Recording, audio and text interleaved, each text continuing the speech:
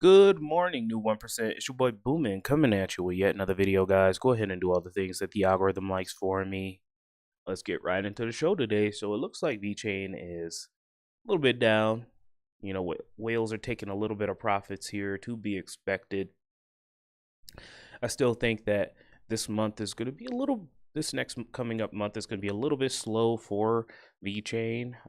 But over the past month, we are up 37%.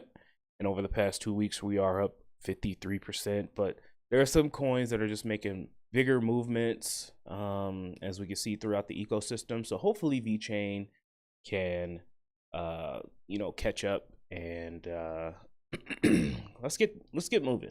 All right, we need to get moving. Here we can see the volume here up bit. It's at 9. We're still waiting on the Koreans to make us rich. I don't know what they're waiting on. Maybe, I don't know, guys. Comment down below. Is Korean New Year the same as American New Year? Is there like a holiday going on? What are the Koreans waiting for? Why aren't they pumping VeChain? Do they not want money? Are they waiting on inheritance? What is happening here? We need Upbit to really kick things into gear and to pump VeChain. So I don't know what they're waiting for, but we are going to continue to be here until they do what we need them to do. Let's go ahead and move on, guys. Not too much news in the VeChain ecosystem today, but blockchain core technical advancements, simplicity in complexity. So it looks like VeChain, Cardano, Cestia, Flare, Tezos will be at Blockchain Life 2025, sorry. So watch they were at 2024 and they're going to be at 2025, but watch the panel and learn from the visionaries driving force of Web3. So this is pretty awesome. Let's take a look at what they have to say here. Introduce yourself, please. Let's start. Good morning, everyone. My name is Giorgio, not Gregorius, and I'm the CTO at the Cardano Foundation. Please. Hello, everyone. I'm Mustafa. I'm the co-founder of Celestia and CEO of Celestia Labs. Hello, I'm Hugo. I'm the co-founder of Flare. Hi, I'm Arthur, and I'm a co-founder of Tezos.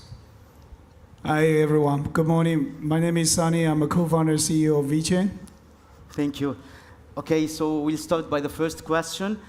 Some argued that sharding introduces complexity in network design. So how do you reconcile this complexity with the need to maintain simplicity for developers and for users? We'll start by you, Mr. Giorgio, please. Well, I think the complexity is not so much if you have a good team of architects. You're just compromising decentralization for vertical scaling. So I just see as a tool for layer ones and blockchain to find their right trade-off between speed and decentralization. I think with a good team of engineers, you can design a sound sharding protocol. Mr. Mustafa. So, I think when you talk about sharding, the kind of like the current way that most chains do sharding is through layer 2s and rollups. If you look at the Ethereum roadmap, for example, sharding was originally part of the roadmap, but it was such a complicated roadmap that they decided to simplify it and just use layer 2s and rollups. And rollups are basically a form of sharding, but they're just basically permissionless sharding. And they kind of, in some way, reduce a lot of the complexity because, at least from the core protocol perspective, because it just allows independent companies to create their own rollups, and so the complexity is kind of shifted away from the base layer to the rollups themselves. However, that does come with some disadvantages, such as you're making a lot of trade-offs, like you're losing seamless composability across applications across these roll-up chains. So, and as a result of that, now there's maybe like 100 different bridging providers or companies focusing on bridging, and that kind of introduces a lot of complexity. However, I think at the end of the day, it will end up being worth it, because just because something is more complex doesn't mean that it's inherently worse. Like the steam engine is more complex than the horse, but it's still better. Thank you. Please, Mr. Hugo, your opinion. Yeah, I mean, I think sharding was abandoned broadly, as the key layer one innovation in the ETH sort of ecosystem. And as you said, it's gone to L2s. The trade-off is very simple. You lose the ability to make, super atomic transactions. So, I mean, it's just a trade-off. Please. Well, I don't think there's a single definition of sharding, and so the answer really depends on what it is. Some people do execution sharding over multiple threads. Some people try to do it over multiple clients. You can do it with rollups, as Mustafa mentioned. Back in 2017, I wrote a blog post about why we're not pursuing sharding as a scaling strategy for Tezos. That was very focused on like the sharding roadmap of Ethereum around that time, which was a gigantic mess and had just like no chance of working. I'm quite optimistic today about rollup as a scaling technology, but while most people think of it as horizontal scaling, so sharding, you shard across like many rollup, I think that rollups are actually fantastic vertical scaling solutions because they shift the security properties from an honest majority, which is difficult to achieve and where you need tons of decentralization, to a single honest party, or even if you use ZK rollups, to zero an honest party. So once you shift those assumptions, you can actually scale vertically without compromising decentralization. And so that's an approach that we've been working on with several labs working on in a Tezos ecosystem. Thank you. Well, on top of all of the panelists just talked about, I just want to add something on top of that is actually when we think about the developers, we should not only just think about the technical developers, but also the business developers. And honestly, I believe in the next bull run, the viable applications, like which kind of the application can be viable, accessible to the normal people, will be the center of attention. And I think try to simplify that process, or by leveraging the different tools or different emerging technology, not only blockchain but also the AI, IoT, make it as a total solution, could ease the process to build the application. That will be the key to simplify the whole process and eventually benefits to the mass adoptions. Thank you. I'll start with you regarding the second question, which is how do zero knowledge proofs enhance both security and also safety? And in your opinion, what are the barriers to wider adoption of ZPKs today? Well, zero knowledge proof has been alive for quite a few years. It's not really like, let's say, strange or new technology. Actually, it's very useful, valuable technology. Although, right now in the crypto world, I think the meme coin is more trendy or hot than the ZK, which I believe ZK is much more valuable. What's the reason here? What's the reason here? I think it's lack of the applications, like where to adopt that, right? ZK is very useful. For example, in Europe, everybody knows GDPR. And every application, especially in the crypto side, when we think about mass adoptions to help the normal people, and the GDPR is something you have to comply. And I would say ZK is just perfect solution for that.